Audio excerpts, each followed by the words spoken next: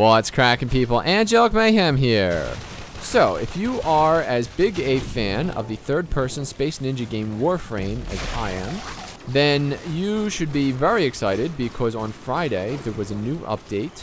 This was Update 8, the much-anticipated Update 8, and its codename is Rise of the Warlords, and it features a whole bunch of new stuff, and I'm going to try to go through it as fast as I can. The first thing we actually got before Friday, it was actually the week before, they released Vauban, who is a brand new Warframe. And Vauban's big thing is that he's a trapper, okay? So when you are playing him, what you're going to want to do is to use his speed, because he's a sprint runner. You want to run in, drop off traps, and then back away from the traps. Let the enemies run into the traps, and then set new traps. This guy has almost no armor and almost no shield capacity, so really he's very weak in terms of defense against direct melee attack. You want to avoid that at all costs. So Vauban was released 2 weeks ago, and some of us have been playing with him since then. Now let's talk about what came out on Friday.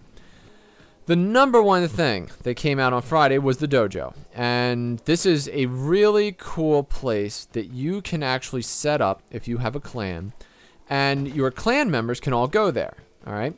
And the dojo, you can actually set it up where certain members of your crew have the right to build onto your dojo, so they can improve it with hallways and things like that, and also things like research centers and elevators and the grand hall and things like that. So there's all kinds of different things that you can do to your dojo. As a result, you can also do research at your dojo, and the research will allow you to unlock crazy super weapons that are not available inside the market. So your dojo is going to be the place where you can get together, you can have little clan meetings, and it's totally off the board, so it's not like you can be invaded or anything like that. Now, there's also, now this isn't right now, sometime in the future, they are planning to add 1v1 dueling to the dojo, where you and your clanmates can go and duel each other, and then there would be like a leaderboard. So, you know, people within your dojo would know who was the best. So I think that's all really cool stuff. The dojo was gorgeous, and it's styled in the same way as the Void. So let's talk about that now. There are two new tile sets. One of them is the Grenier Galleon, which is a gigantic mega ship, and while you were playing it, you can actually like go to the bridge, and when you look out of the bridge, you can see like the planets in the distance and stuff like that. So that was really cool. Then there's also the Orkan Void. This is some sort of nebulous place that you can't really get to unless you have a key. Keys are dropped in various levels as you're playing.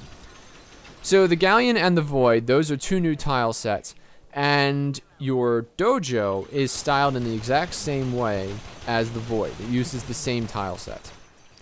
There's a couple other just real quick ones. Once you reach level 30 with your weapon, you can actually polarize your weapon and change the polarities. So that will allow you to tweak it so that you can maximize the number of cards that you can fit onto the thing. They upgraded Lieutenant Lek Krill, who is on either Uranus or Neptune, I don't remember which. You can take screenshots without the HUD. You can, the party key, when you press down on it, instead of having to hold it to view the party, it's now a toggle, so you can just hit it and then you can see what's going on. There's a secret unit called the Stalker, and there was no information on what the Stalker looks like or anything like that, so there's just this thing wandering around out there that, you know, if you kill it, you get all kinds of stuff. Weapons. There's all kinds of new weapons. There's 20 new weapons, but they didn't actually tell us what they were. They did say that some of them have energy weapons, and like there's biological toxins and things like that, explosives. So those were things that they brought out actually in the press release, but they didn't get into all of the specific weapons. They did talk about some of them though. One of them was throwing daggers, which are for silent kills. So for those of you who enjoy the stealth aspect of the game, like if you like to play by yourself and then make sure you don't set off any alarms or anything like that, throwing daggers are going to be, you know, something you're really going to want to look into. And there's a couple of weapons that were there before that have now gotten upgrades. So for instance, there was the Bronco, which was one of the pistols. Now there are dual Broncos. And there's also the Ether Sword, which apparently was a request that people were asking for a lot of. And there's also a new Sentinel called Death Cube. It's literally a floating cube, and it does all kinds of damage and things like that. I'm not going to get into specifics for any of those. I am going to talk about the new mod cards, though. There's Sanctuary, which allows you, let's say that there was a guy and he was down, okay, and you went up to revive him. A lot of times while you're reviving, you actually get shot, then you go down.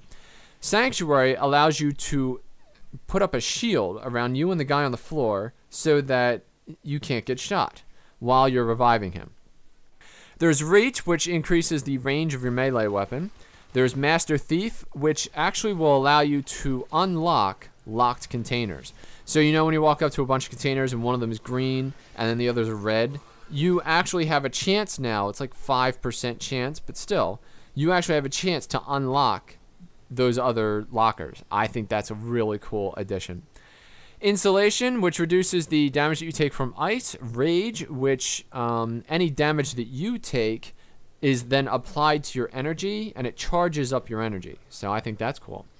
Acrobat will allow you to wall run more efficiently, so you'll be able to run horizontally further or run physically up the wall further, depending upon how you play.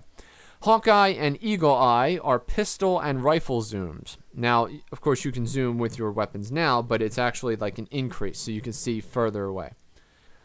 So there you go. That covers everything that came up in Update 8, Rise of the Warlords, which was released this week. Thank you for watching this video. If you enjoyed the video, please click the like button or subscribe to my YouTube channel for more content like this in the future. I'm Angelic Mayhem, and I'll see you next time.